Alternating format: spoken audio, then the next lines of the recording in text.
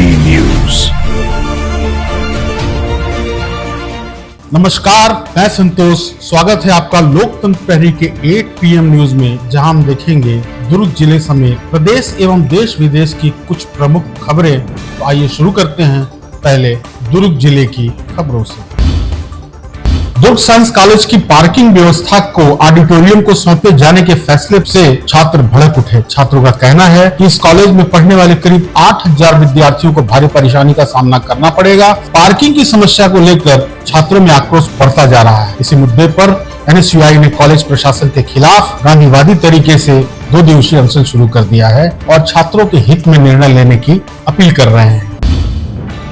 भिलाई नगर निगम अब शहर में अपना खुद का पेट्रोल पंप खोलने जा रहा है, जिससे ईंधन पर होने वाले भारी खर्च को कम किया जा सकेगा। वर्तमान में निगम हर महीने करीब 50 लाख रुपए निजी पेट्रोल पंप पर खर्च करता है। अपना पंप शुरू होने के बाद यह पैसा सीधे निगम के खजाने में जाएगा। खास बात यह है कि यह पेट्रोल पंप आम लोगों के लिए भी खुला रहेगा। इसके अतिरिक्त आय का नया स्रोत बनेगा।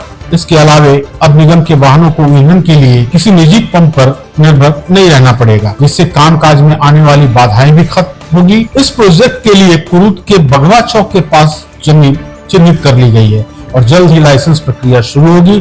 बता दें कि बिलासपुर और रायपुर में यह मॉडल पहले ही सफल साबित हो चुका है।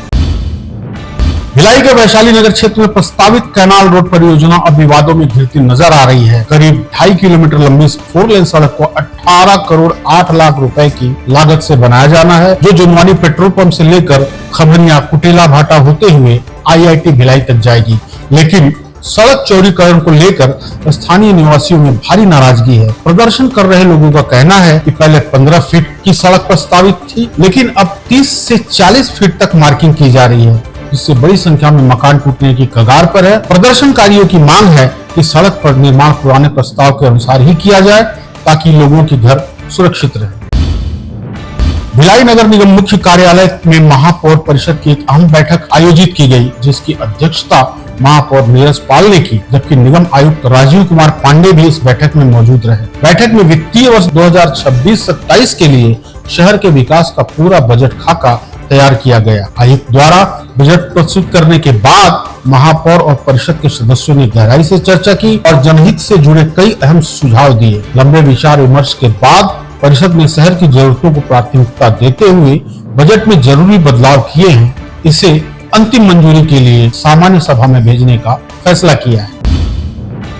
नगर निगम अब पर्यावरण संरक्षण की दिशा में एक नई पहल करने जा रहे हैं। इंदू IT स्कूल के पीछे निगम की खाली जमीन पर करीब 1 हेक्टेयर क्षेत्र में मियावाकी तकनीक से पौधरोपण किया जाएगा। इस परियोजना के तहत जापानी पद्धति से घना और प्राकृतिक जंगल तैयार किया जाएगा, जिसमें स्थानीय प्रजातियों के पौधे को पास पास लगाया जाता है। इसमें पौधे तेजी से बढ़ते हैं और कम समय में जंगल का रूप ले लेते हैं। उद्यान अधिकारी तिलेश्वर साहू के अनुसार इसके लिए मिट्टी को जैविक खाद से तैयार किया गया और 3-4 परतों में पौधे लगाए जाएंगे। सिंचाई के लिए बोरवेल और सुरक्षा के लिए फेंसिंग का काम भी पूरा हो चुका है। आयुक्त राजीव पांडे ने अधिकारियों के साथ स्थल का निरीक्षण कर दिशा निर्देश दिए हैं। इस पहल से क्षेत्र में हरियाली बढ़ेगी और वायु प्रदूषण को नियंत्रण करने में भी मदद मिलेगी।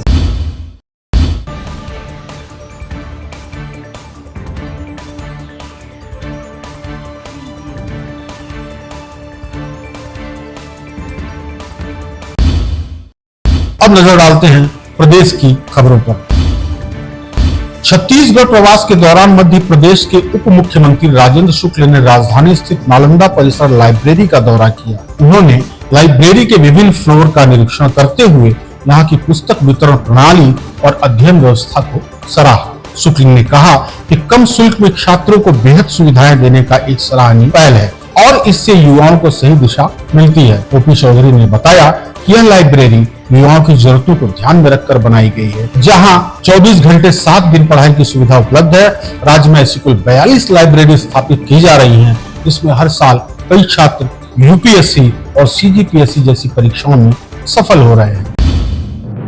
बिलासपुर के सिविल लाइन थाना क्षेत्र के राजीव गांधी चौक पर उस वक्त अफरा तफरी मच गई जब वाहन चेकिंग के दौरान एक युवती ने हाई वोल्टेज ड्रामा शुरू कर दिया। बताया जा रहा है कि युवती शराब के नशे में पूरी तरह धुत थी और पुलिस द्वारा रोके जाने पर उसने अपना आपा खो दिया। बीच सड़क पर हंगामा करते हुए उसने पुलिस जवानों से बदतमीजी की और उनके काम में बाधा डालने की कोशिश की।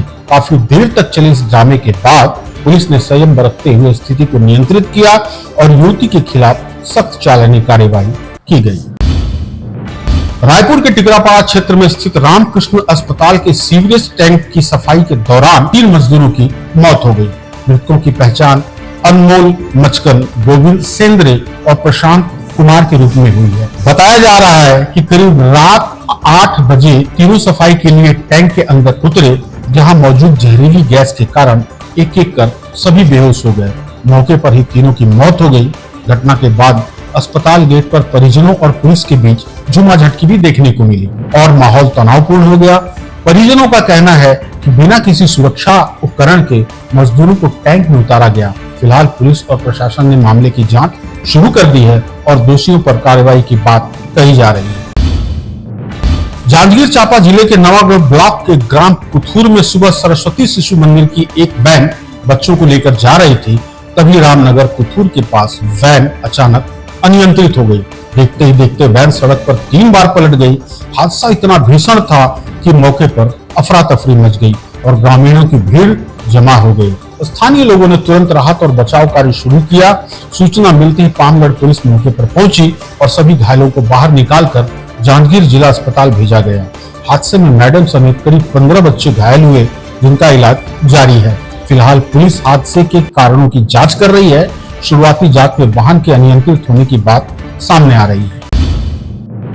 देवभोग में पहली बार आयोजित एरो मॉडलिंग शो ने पूरे क्षेत्र में उल्लास का माहौल बना दिया। स्वामी आत्मानंद स्कूल परिसर में एनसीसी एयर विंग इकाई और 3CG एयर स्क्वाड्रन रायपुर के तत्वाधान में यह कार्यक्रम आयोजित किया गया। रायपुर से आए प्रशिक्षकों के निर्देशन में शानदार प्रदर्शन किया गया।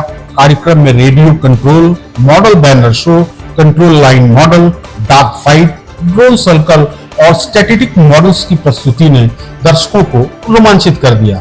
आसमान में उड़ते मॉडल्स और उनकी कलाबाजियां बच्चों के लिए मुख्य आकर्षण रही। ग्रामीण क्षेत्रों के छात्रों के लिए यह अनुभव पूरी तरह नया और यादगार साबित हुआ। इस आयोजन का उद्देश्य यात्रियों को एयरफोर्स की कार्य प्रणाली से परिचित कराना, देशभक्ति की भावना जागृत करना और एनसीसी कैडेट्स को उड़ान का अनुभव देना था।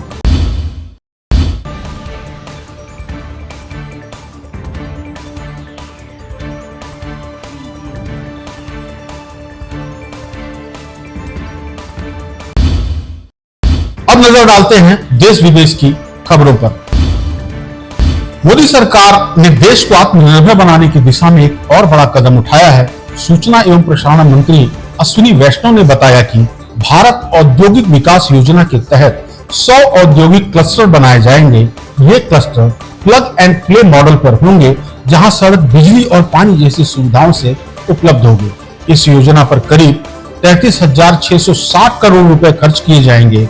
इसका मकसद देश में मैन्युफैक्चरिंग बढ़ाना, ESMES को मजबूत करना और युवाओं के लिए रोजगार के अवसर प्रदान करना है। इसके अलावा कैबिनेट में FCRA संशोधन बिल को भी मंजूरी दी है। साथ ही कपास सीजन 2023-24 के MSP खर्च की प्रतिपूर्ति को भी मंजूरी मिली है। दिल्ली के पालम स्थित साध नगर में बुधवार को सुबह करीब 7 बजे एक रिहायशी 4 मंजिला इमारत में भीषण आग लग गई। आग इतनी तेजी से फैली कि इमारत में मौजूदा लोग फंस गए।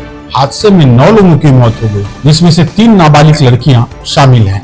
जान बचाने के लिए 2 लोगों ने इमारत से छलांग लगा दी, जो गंभीर रूप से घायल हो गए। दिल्ली फायर सर्विस टीम ने 10 लोगों को रेस्क्यू किया। बताया जा रहा है कि बिल्डिंग के निचले हिस्से में कपड़े और कॉस्मेटिक का स्टोरेज था, जिससे आग और तेजी से फैल गई। फिलहाल आग के कारणों की जांच की जा रही है। हालांकि शुरुआती अंदेशा शॉर्ट सर्किट का है। प्रधानमंत्री नरेंद्र मोदी ने हादसे पर शोक जताते हुए मुआवजे का ऐलान किया है। वहीं कांग्रेस नेता प्रियंका गांधी ने भी दुख जताया और मदद की अपील की है। मध्य प्रदेश के इंदौर में एक इलेक्ट्रिक कार में चार्जिंग के दौरान हुए शॉर्ट सर्किट से पूरे परिवार को तबाह कर दिया। बताया जा रहा है कि टाटा की पंच इलेक्ट्रॉनिक कार में लगी आग देखते ही देखते 3 मंजिला मकान में फैल गई। इस हादसे में 8 लोगों की दर्दनाक मौत हो गई, जिसमें कारोबारी मनोज पुलिया और उनकी गर्भवती बहू भी शामिल है। आग इतनी भयावह थी कि घर में रखे गैस सिलेंडर एक के बाद एक फटने लगे, जिससे मकान का एक हिस्सा ढह गया। वहीं डिजिटल लॉक सिस्टम फेल होने के कारण अंदर फंसे लोगों को बाहर निकालने का मौका तक नहीं मिला। फिलहाल पुलिस पूरे मामले की जांच में जुटी है। ईवी सेफ्टी को लेकर सवाल खड़े हो गए हैं। अमेरिका में अचानक एक जोरदार धमाके से हड़कंप मच गया। क्लीवलैंड के आसमान में करीब 7 टन वजनी उल्कापिंड 73,000 किलोमीटर प्रति घंटे की रफ्तार से दाखिल हुआ और ऊपरी वायुमंडल में ही फट गया। इस धमाके से इतनी तेज रोशनी निकली कि दिन के उजाले में भी कई राज्यों से दिखाई दी। नासा ने पुष्टि की कि यह एक छोटा स्ट्राइक था। यह उल्कापिंड करीब 80 किलोमीटर की ऊंचाई पर दिखा और विस्फोट के साथ टूट गया। इस दौरान करीब 250 टन TNT जितनी ऊर्जा रिलीज हुई, जिससे जोरदार धमाका और कंपन महसूस हुआ। हालांकि राहत की बात यह है कि कोई बड़ा नुकसान नहीं हुआ, क्योंकि इसका ज्यादातर हिस्सा वायुमंडल में ही जलकर खत्म हो गया। वैज्ञानिकों के मुताबिक अमेरिका में हर दिन औसतन एक उल्कापिंड गिरता है, लेकिन इस बार का नजारा बेहद खौफनाक था। पश्चिम एशिया में जारी जंग के 18वें दिन इजराइल ने ईरान पर ताबड़तोड़ 3 हमले किए हैं। पहला हमला ईरान के टॉप लीडरशिप, जहां पर अली खामेनेई के करीब और सलाहकार अली लारिजानी को निशाना बनाया गया। दूसरा हमला वर्जिन फोर्स के कमांड गोलाम रेजा सुलेमानी पर हुआ, जिन्हें इजराइल ने खत्म करने का दावा किया है। तीसरा और सबसे बड़ा प्रहार ईरान की नौसेना पर IRGC नेवी के तहत हेडक्वार्टर को पूरी तरह तबाह कर दिया। इजराइल का कहना है कि इन हमलों ने ईरान की सैन्य रणनीति और कमांड सिस्टम को गंभीर नुकसान पहुंचाया है। हालांकि ईरान ने इन दावों की पुष्टि नहीं की है और लरजानी के जिंदा होने के संकेत भी सामने आए हैं।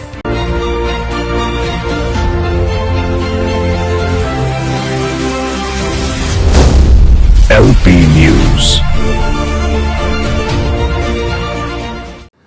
This program is sponsored by SR Hospital and Research Center.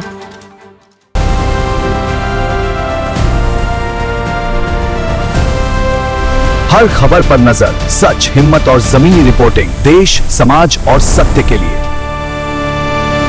LP News, आपकी आवाज।